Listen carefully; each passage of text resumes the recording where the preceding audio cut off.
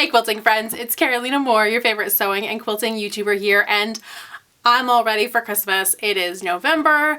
I love the holidays. I'm so excited and I couldn't wait to start dressing up for Christmas because we only get like 2 months to do it. So I'm gonna start now. If you're ready to, leave me a link in the comments. And if you think it's too early, go ahead and let me know that as well. I love hearing what you think about celebrating the holidays. So I have clue number 4 here for the Cotton Cuts Mystery Quilt, and we're gonna go ahead and get started.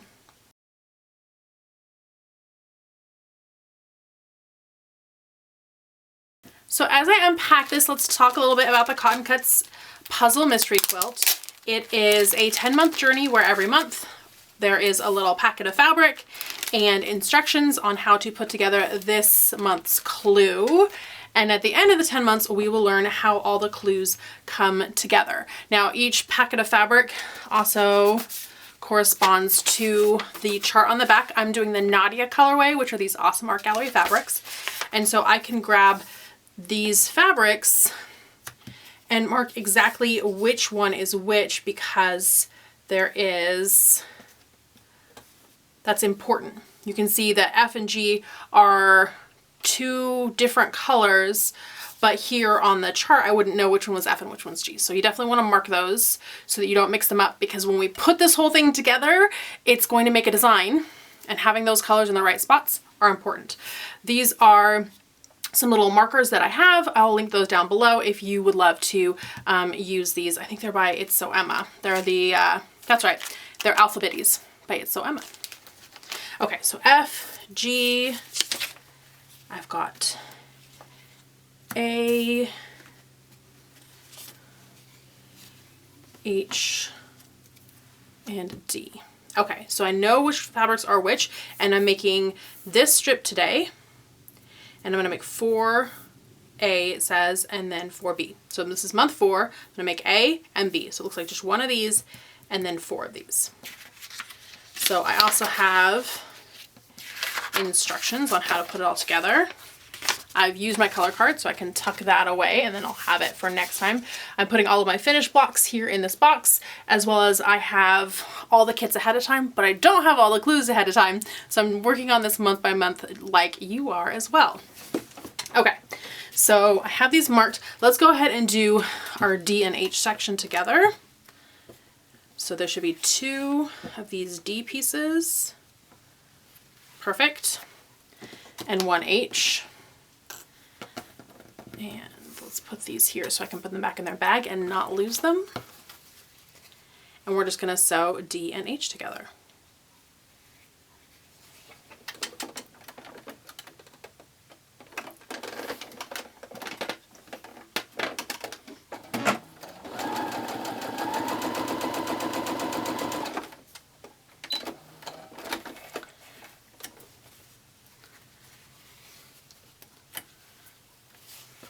So I'm sewing all of these blocks, and I have all 4 months so far, and I'll continue to sew them all on my Baby Lock Jubilant. It is the holidays, so if you are looking for a great machine to ask for as a gift or to give as a gift, I have recommended the Jubilant before to friends, and I will continue. It is a Baby Lock machine, so it's fabulous. It doesn't need a lot of maintenance. You need to clean it out, the lint out every now and then, but it doesn't need oiling or anything extra, just making sure that that lint is cleaned out and then getting it serviced. So it's super low maintenance and it is inexpensive, and there are always sales around the holidays. So let's see, does it tell me which way I should press? Yes, it says press towards D on both of them. So I will do that. So as I was saying, the Jubilant makes a great gift especially for someone starting sewing, but I've been quilting, do I want to admit how long? I've been quilting since I was 12, and that was almost 30 years ago. So it's also a great travel machine, a great smaller light machine to have if you want to go sew out in the kitchen. So that you can put it away when you're done, but also if you wanted to hang out with family. So it's a great travel or mobile machine, so I love it. All right, I already have section 4A done. So I'm just gonna take it, gently fold it, and tuck it in my box already. And now it is time for section 4B. There's gonna be a total of 4 of 4B, and I don't wanna mix these up. So I have to put F on this side and G on this side. And I'm making 4, and they're each 3 of these flying geese blocks. So it wants me to start with G. So small triangle G to the top of large triangle A and press towards G.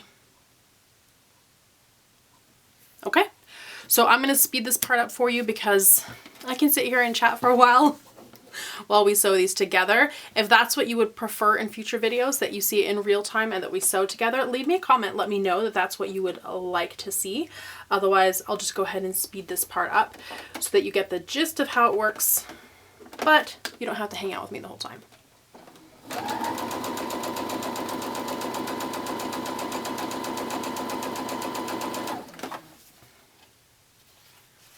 Okay, real quick. So these were cut with the fabric right and wrong sides together. So I just want to make sure that I flip all of these over first, because my print on this A fabric is so light that I'm afraid that I'll sew something to the back and I'll have one reversed. And this fabric is too cute to do that. So there we go. Now they're all right side up. This one I'm not as worried about being right side up. I can catch that one, but this one, especially as I'm just zipping through these. All right. So here we go. Speeding it up for you.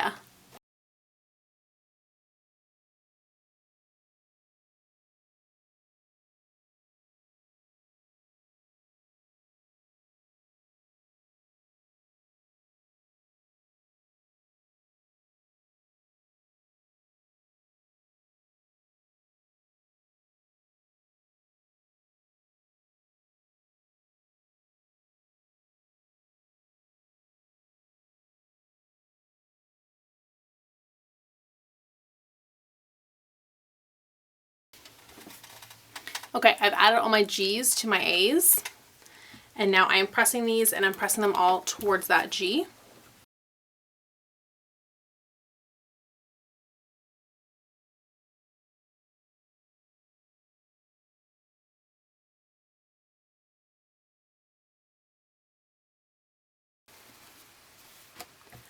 So I have all my G's sewn on and pressed, and now I just need to do the same thing with all of my F pieces. I'm just going to sew those on the other side of this flying geese unit, and yeah, then we just have to sew them into sets of 3. So I'm going to just line these up on my sewing machine and stitch through all of them.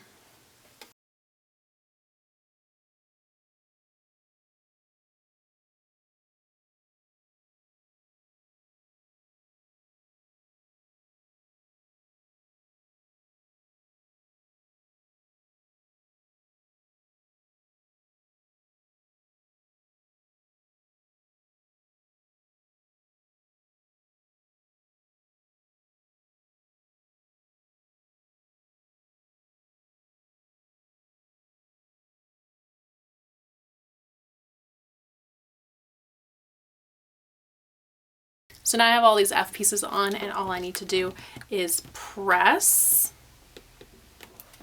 and I'm pressing towards the F, so I'm pressing towards this darker triangle and not the larger, lighter triangle.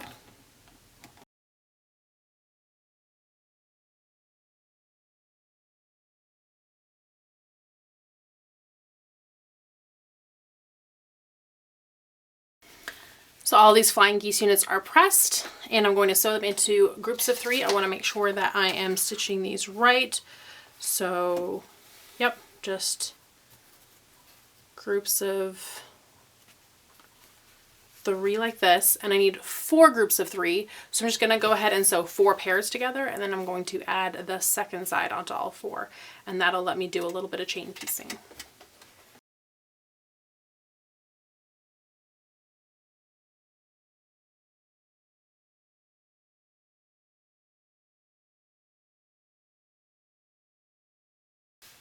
So now all we need to do is add one more, and we can do it on either side, it doesn't matter.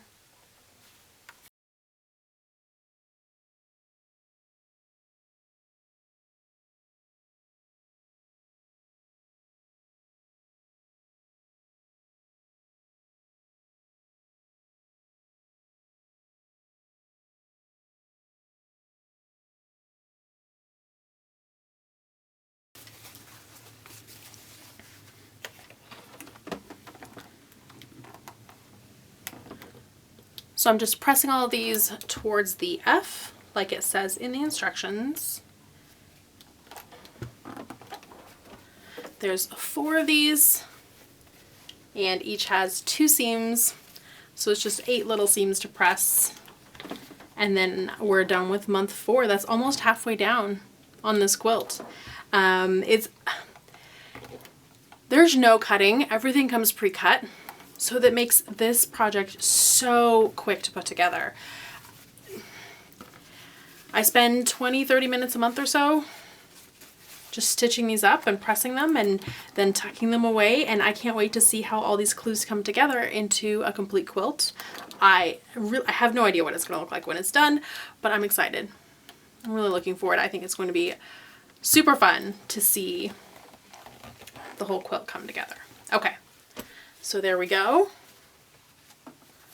I have all 4 of my 4B units done, and then we finished our 4A unit earlier. So I can take all these, tuck them with all the other pieces, and then what I've been doing is I've just been tucking them inside the monthly pattern so that when it's time to put it all together, I know which pieces are which and where they belong. Ooh.